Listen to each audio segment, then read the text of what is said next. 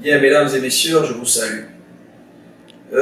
Nous sommes le dimanche 29 juin 2025 et je me retrouve à Douala dans le cadre d'une émission qui avait été envisagée sur Canal 2 International ce soir, qui devait être un duel entre ma modeste personne et mon estimé collègue, le professeur Louison Essomba. Alors, mais on m'a informé que l'émission a été reportée, certainement à la semaine prochaine. Et dans tous les cas, mon corps défendant, je ne sais pas si cette émission aura encore lieu, parce que dans tous les cas, l'intérêt de l'émission serait complètement dilué si, avant la fin de la semaine prochaine, le corps électoral était convoqué. Parce que le duel qui avait été envisagé par Canal 2 International devait consister, dans le cadre d'un échange convivial avec mon collègue le professeur Louison Essomba, n'est-ce pas, à planir les éventuels malentendus qui pouvaient subsister autour de la notion du mandat impératif nul et sur toutes les questions qui se soulèvent par rapport aux candidatures pour la future élection présidentielle. Bon, maintenant que l'émission a été annulée, je ne peux utiliser que notre créneau pour notamment répondre à mes collègues, ces aînés, qui entre-temps se sont prononcés sur le débat en cours par rapport au sens à donner au mandat impératif nul, et lesquels collègues notamment sont intervenus sur la chaîne de télévision Présidence Actu, basée à la présidence de la République. Alors, en ayant suivi attentivement ces aînés-là, je crois que cela appelle de ma part quelques réactions, notamment dans le sens de dire ce que je pense par rapport à leurs propos. Alors, je tiens déjà à dire que les aînés en question, pour ceux que j'ai entendus ces derniers temps, il s'agit du bâtonnier Akeremouna, qui s'est prononcé sur la chaîne de Anguy Forbin. Il s'agit de l'aîné, le professeur Ngele Abada, et également de l'aîné, le professeur Magloire Ongoy. Et je dois dire que le professeur Magloire Ongoy a été mon enseignant. Et c'était un enseignant tellement aimé, tellement adulé des étudiants, que lorsque nous terminions nos séances de TD en droit constitutionnel ou bien en droit administratif, je me rappelle que j'avais été tenu en droit constitutionnel par le docteur Marganiaté, nous étions obligés, par amour pour la manière dont le professeur Magloire Ongoy dispensait le cours, d'aller suivre encore les séances de travaux dirigées avec lui, sans pourtant être ses étudiants. Pour vous dire que le professeur Magloire Ongoy, c'est un aîné très respectable, dont la qualité de la science ne peut être normalement remise par personne. Mais je dois avouer que par rapport à la question en débat, j'ai quelques observations à faire, et ces observations-là ne constituent pas un manque de respect, parce que dans le domaine de la science, le parricide est permis. Lorsqu'un enseignant a formé un étudiant, c'est pour que l'étudiant puisse le dépasser. C'est en ça que nous disons à l'université que le parricide scientifique est permis, parce qu'on forme un étudiant pour qu'il puisse éventuellement dépasser le maître. Alors donc, en synthétisant, les différents thèses que j'ai entendues de la part du bâtonnier Akeremouna, du professeur Ngele Abada ou bien du professeur Magloire Ongoy, je voudrais donc apporter des précisions sur 3 points. Le propos du professeur Ngele Abada, selon lequel un parti qui perd son unique élu continue d'être représenté. Le propos du professeur Magloire Ongoy, dont les thèses ont été reprises en quelque sorte par le bâtonnier Akeremouna, selon lequel l'habilitation qui a été donnée au législateur par l'article 6, alinéa 6 de la Constitution, lui permettait, n'est-ce pas, de meubler le code électoral par toutes sortes de dispositions, y compris celles qui pouvaient aller à l'encontre de la Constitution.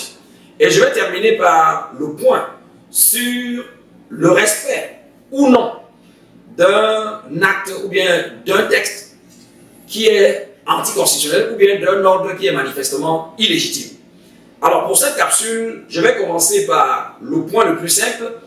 C'est le point qui a été développé par le professeur Ngele Abada, selon lequel, pour justifier que le MRC ne peut pas se prévaloir des élus qui l'ont rejoint, il essayait de dire que la représentation est liée à l'investiture, au point où un parti qui a perdu son unique élu continue d'être représenté, même lorsque cet élu serait décédé. Alors là, j'avoue que je suis tombé un peu des nues en questionnant la pertinence d'un tel propos, lorsqu'on le confronte notamment aux dispositions pertinentes du code électoral, notamment celles qui régissent l'élection des députés à l'Assemblée nationale. Alors, je vais lire l'article 155 du code électoral et chacun comprendra que l'exemple qui a été pris par le professeur Nguélé Abada ne tient pas la route. Parce que ce propos-là laisse penser que l'aîné aurait perdu de vue les dispositions pertinentes qui régissent l'élection des députés à l'Assemblée nationale. Alors, que dit l'article 155 du code électoral? Il dit ceci. Alinéa 1er. Lorsqu'il se produit une ou plusieurs vacances définitives par suite de décès, démission du titulaire et du suppléant ou de toute autre cause dans une circonscription électorale, il est procédé à des élections partielles dans les 12 mois qui suivent la vacance. Donc, à partir d'hier, cet alinéa premier, on comprend très bien que, en cas de décès d'un député, il ne revient pas au parti qui l'avait investi de pouvoir son remplacement. Le parti doit donc aller à de nouvelles élections. Preuve évidente de ce que l'élu n'est pas un acquis du parti. L'élu n'est jamais un acquis du parti. Si l'élu était un acquis du parti, on aurait simplement demandé au parti de remplacer l'élu décédé en désignant dans ses rangs quelqu'un qui reprendrait sa place. Mais vous voyez bien que l'alinéa 1 parle déjà de l'obligation d'organiser des élections partielles. Comme pour dire que ce parti qui avait un député pourrait ne plus l'avoir à l'issue des nouvelles élections organisées. Et en lisant l'article 155, nous allons voir que ces élections sont ouvertes à d'autres partis. En l'occurrence, ceux qui avaient également postulé, qui avaient concouru à l'élection pendant laquelle le député avait été élu. L'alinéa 2 dit ceci. Les élections partielles se déroulent à l'échéance de la circonscription électorale concernée, comme précisé aux articles 153 et 154 ci-dessus. Cette disposition ne pose pas de problème. Alinéa 3. Lorsqu'il se produit une vacance définitive dans une circonscription électorale ayant plusieurs sièges, l'élection a lieu au scrutin uninominal. Cet alinéa également ne nous pose aucun problème, parce que ce n'est pas pertinent par rapport au point en débat. Mais l'alinéa 4, qu'est-ce qu'il dit? Seuls les partis politiques ayant pris part aux élections générales dans la circonscription électorale concernée peuvent participer aux élections partielles visées à l'alinéa 1. Et l'alinéa 5 dit, il n'y a pas lieu à l'élection partielle si la vacance se produit moins d'un an avant la fin de la législature. Alors, lorsqu'on a fini de lire cet article 155, mais tout le monde se rend compte que si un parti politique avait pour élu un seul député, étant donné que le mandat du député au Cameroun est de 5 ans, si le député mourait un an après, le parti n'est plus représenté parce que le siège ne lui était pas garanti. Et comme le veut l'alinéa premier, on doit aller aux nouvelles élections. Élections partielles. Ça veut dire que l'élection ne se fait pas au niveau de l'ensemble du territoire national, mais uniquement dans la circonscription dont le député vient de décéder. Et ces élections-là pourront permettre aux autres partis ayant pris part à l'élection de pouvoir glaner le siège en question. Parce que, comme l'alinéa 4 le dit, seuls les partis politiques ayant pris part aux élections générales dans la circonscription électorale concernée peuvent participer aux élections partielles. Donc, je dis, à la lecture de cette disposition de l'article 155 du code électoral, c'est une absurdité de penser que le parti dont l'unique élu meurt avant la fin du mandat continuerait d'être représenté. Parce que si le droit politique camerounais a prévu l'éventualité plutôt des élections partielles, cela veut dire que le siège n'est pas un acquis définitif du parti en question, qui pourrait donc être battu à l'issue d'élections partielles. et voir donc un autre parti qui n'avait pas pu avoir le siège glaner celui-là.